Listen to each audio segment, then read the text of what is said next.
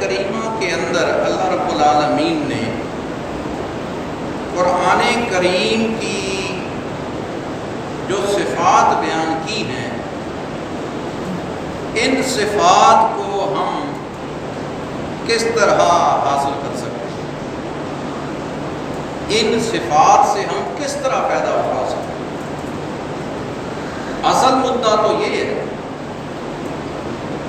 اللہ رب العالمین نے یہ جو بیان فرمایا ہے کہ رمضان المبارک کے مہینے میں ہم نے قرآن نازل کیا، اس میں قرآن پاک کو نازل کیا گیا ہے، اور یہ قرآن جو ہے یہ ہدایت ہے تمام لوگوں کے لیے۔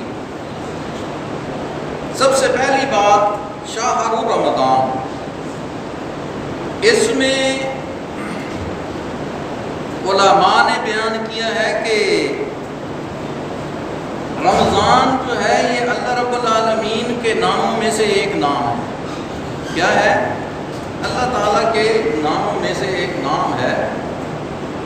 اور علماء نے ایک بات واضح کی ہے کہ ایسے نہیں کہنا چاہیے کہ رمضان آیا اور رمضان گیا، بلکہ یوں کہنا چاہیے ماہ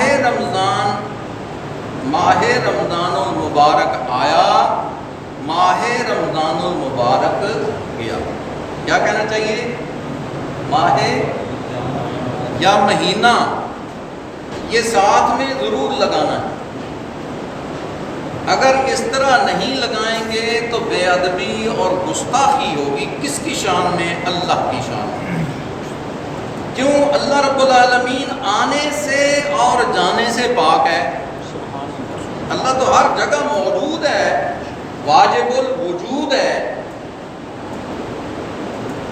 ہر جگہ اللہ رب العالمین موجود ہے اور واجب الوجود ہے۔ اگر کہیں کہ رمضان آیا اور رمضان گیا تو پھر اللہ کی توہین ہوگی، بے ادبی ہوگی۔ ایک تو بات یہ بڑی اہم تھی، یہ آپ لوگوں کو بتانا مقصود تھی تاکہ آپ لوگ بھی اس کو سمجھ لیں اور آگے بھی لوگوں کو سمجھا دیں۔ یہ بات آپ سمجھ لیں اچھی طرح، اور یہ آپ کو حکم اللہ کے رسول کی طرف سے کہ جو صحیح بات آپ جب کسی مستند عالم دین سے سیکھ لیں یا سمجھ لیں تو پھر اس کی اجازت ہوتی ہے کہ دوسروں کو بھی بتائیں۔ جب تک آپ تصدیق نہ کر لیں اچھی طرح جس بات کی، کوئی بھی دین کی جو بات ہے وہ آپ آگے نہ بتائیں جب تک آپ کے اندر شکوک و شبہات ہیں اس مسئلے کے اندر کہ بھی پتہ نہیں یہ مسئلہ کیسا ہے۔ آپ اندازہ کریں کہ اتنی احتیاط کا حکم ہے کہ بعض اوقات اگر کوئی بندہ مسئلہ پوچھتا ہے تو اتنی احتیاط کرنی پڑتی ہے کہ اس کو کہتے ہیں کہ جی ابھی نہیں بتا سکتے، تحقیق کر کے بتائیں گے، حالانکہ ازبر ہوتا ہے بعض اوقات مسئلہ یاد بھی ہوتا ہے۔ جو اللہ سے ڈرنے والے ہیں وہ جلد بازی نہیں کرتے بتانے میں۔ دوسرے تیسرے دن میں نے ایک مسئلہ وہ دوسرے ایک بندے کو بتایا، وہ کہتا ہے جی آپ کو تو یہ یا آسان سا۔ میں نے کہا یار بس مجھے کچھ شک تھا کوئی ایک اس کے پوائنٹ کا، تو میں نے کہا بھی میں دیکھ لوں شاید یہ مسئلہ نہ ہو۔ تو اتنا احتیاط کرنے کا حکم ہے۔ فٹافٹ مفتی نہیں بن جانا چاہیے کہ بھی کسی نے بات پوچھی تو فوراً بتا دیا جی ایسے نہیں، ایسے نہیں جی، کوئی دلیل نہیں ہے، کوئی ثبوت نہیں ہے، کوئی ریفرنس نہیں ہے، کوئی حوالہ نہیں ہے، کوئی پتہ نہیں ہے کہاں لکھا ہوا ہے، کوئی پتہ نہیں ہے کہ کسی مستند عالم دین کا کوئی حوالہ نہیں ہے اس کے پاس۔ اگر مستند عالم دین کا کوئی حوالہ ہے آپ اس کو پکڑ سکتے ہیں، اس سے پوچھ سکتے ہیں یہ آپ سے سنا تھا، آپ نے بتایا تھا، یہ بتائیں کہاں ہے۔ تو اس لیے یہ حکم ہے کہ جب تک آپ کو صحیح مسئلہ یاد نہ ہو، سمجھ نہ ہو، تب تک آپ آگے نہ بتائیں بلکہ سیکھیں۔ اسی لیے تو سیکھنے کا حکم ہے۔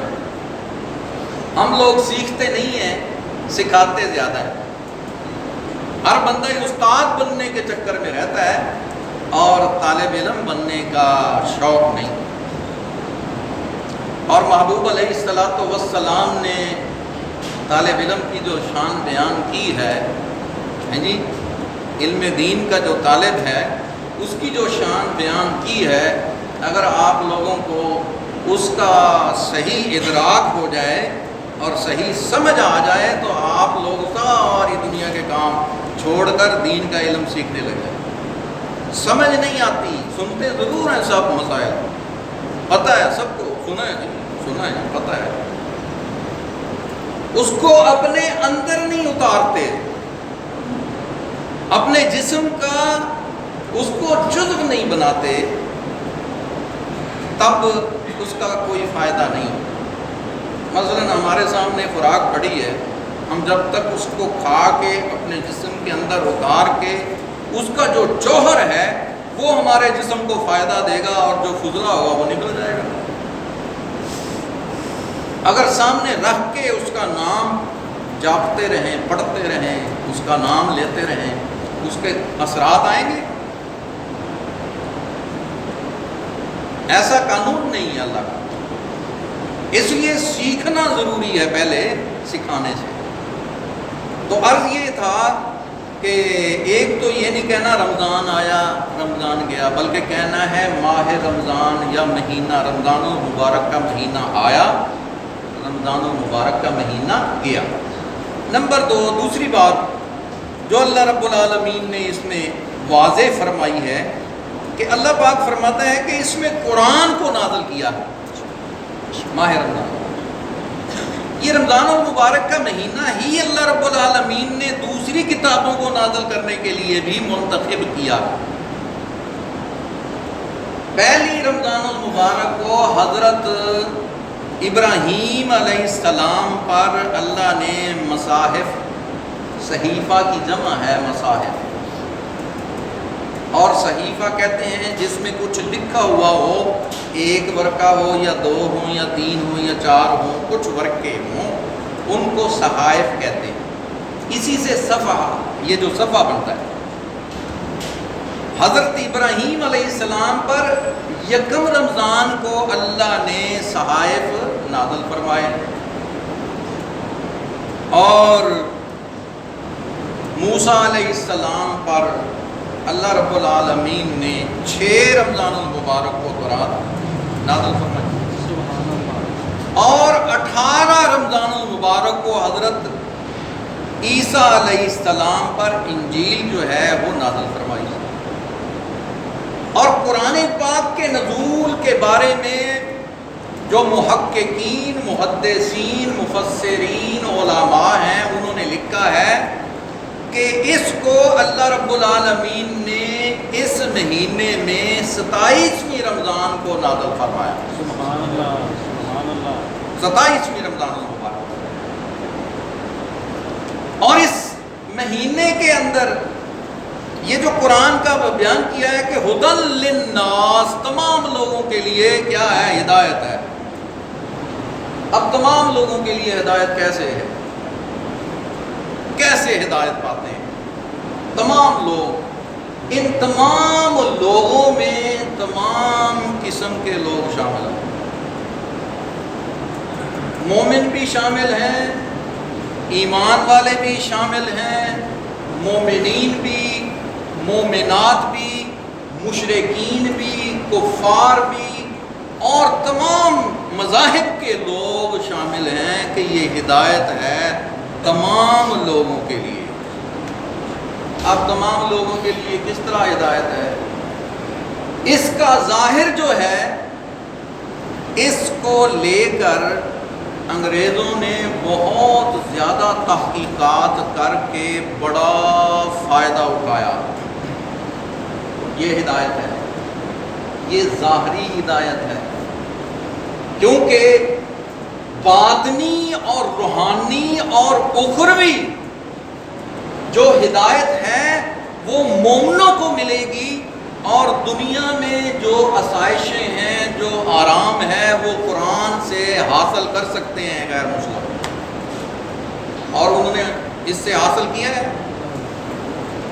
لیکن آخرت کے حوالے سے ان کو قرآن سے فائدہ نہیں حاصل ہوگا. یہ رحمت بھی ہے، قرآن اللہ تعالیٰ نے فرمایا کہ ہدایت بھی ہے، رحمت بھی ہے، نور بھی ہے، حکمت بھی ہے، اس میں شفا بھی ہے، اس میں اللہ کی رحمت بھی ہے. اور دوسری جگہ ارشاد فرمایا وَنُنَزِّلُ مِنَ الْقُرْآنِ مَا هُوَ شِفَاءٌ وَرَحْمَةٌ لِّلْمُؤْمِنِينَ کہ اس قرآن کے اندر مومنوں کے لیے شفا اور رحمت رکھی ہے. وَلَا يَزِيدُ الظَّالِمِينَ إِلَّا خَسَارًا. جو ظالم لوگ ہیں، جو مشرک ہیں، جو منافق ہیں اور جو کافرین ہیں، وہ اس سے زیادہ فائدہ نہیں اٹھا سکتے، زیادہ نقصان اٹھائیں گے. کون سا نقصان زیادہ ہے؟ آخرت کا نقصان زیادہ ہے. دنیا کا نقصان کم ہے، آخرت کا نقصان زیادہ ہے. دنیا کا فائدہ کم ہے، آخرت کا فائدہ زیادہ ہے. اور مومنوں کے لیے اس میں رحمت یہ ہے کہ دنیا میں بھی اللہ تعالیٰ کی نعمتیں پائیں گے اور آخرت میں بھی نعمتیں پائیں گے. مومنوں کو ڈبل فائدہ ہے، ایمان والوں کو ڈبل فائدہ ہے. اور جو ایمان والے نہیں ہیں اور قرآن سے ہدایت پاتے ہیں تو ان کو ایک فائدہ ہے، دنیاوی اعتبار سے فائدہ حاصل کر سکتے ہیں اور کرتے ہیں. انہوں نے بہت فائدہ اٹھایا ہے اس سے، قرآن کی آیات سے، قرآن کے احکام سے. قرآن پاک کے اندر جو اللہ رب العالمین کی کائنات کے حوالے سے جو تفاسیر ہیں، یہ تمام جتنی بھی یہ سائنس بنائی بیٹھے ہیں، یہ سائنس نہیں ہے، حقیقت میں یہ علوم قرآن کی تشریح ہے. یہ قرآن کے علوم ہے سب. قرآن مفسر ہے، قرآن تفسیر کرنے والا ہے. قرآن کے اندر تمام کائنات کا علم ہے.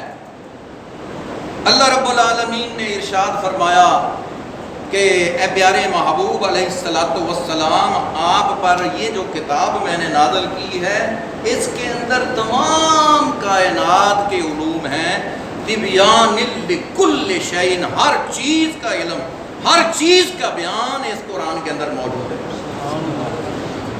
یہ قرآن اگر ہم سیکھ جائیں، سمجھ جائیں، اس کا صحیح حق ادا کریں، تلاوت کا حق ادا کریں، سمجھ کا حق ادا کریں، اس کو ترجمے کا حق ادا کریں، اس کی تفسیر کا حق ادا کریں، اس کے اوپر عمل کا حق ادا کریں، تو پھر اللہ رب العالمین کی تمام نشانیاں ہمیں اسی طرح نظر آئیں گی جس طرح باقی چیزیں نظر آتی ہیں.